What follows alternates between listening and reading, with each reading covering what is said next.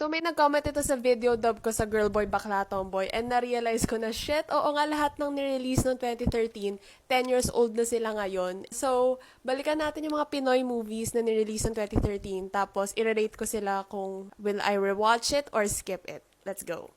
Bromance, My Brother's Romance starring Zanjo Marudo. Alam niyo dati, tawang-tawa ako dito so i-rewatch ko to see if benta pa rin siya sa akin hanggang ngayon. Pagpag Siyam na Buhay, of course, I will rewatch again and again. Sinabi ko na to sa isang video before na favorite ko talaga yung mga Pinoy pamahiin na ini-incorporate sa mga horror movies. Tuhog, will rewatch. Grabe, ang ganda nito kung di nyo pa napapanood. I will definitely rewatch kasi nung una ko tong pinanood, pirated DVD lang. So, sorry. A Moment in Time ni Coco at Julia.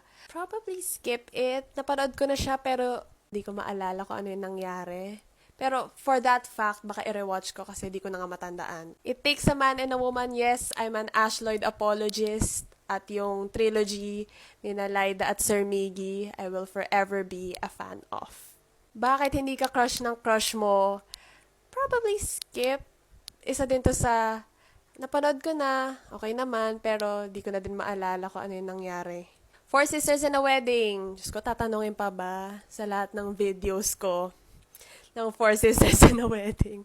Will forever rewatch. My Little Bossings. Skip.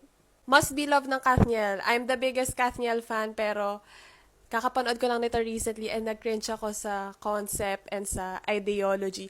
Ideology na pinupush niya. So, maybe no. Nasabi ko na rin yun sa isang video. So, ungkatan pala to ng past videos ko. Extra ni Ate V. Ang galing-galing ni Ate V dito. Will rewatch. Funny din siya. Tapos maganda din yung commentary about sa mga bit players or mga extra. So, watch it if you haven't.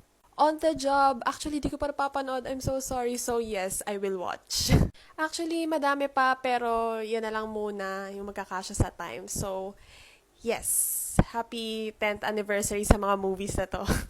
I'm old!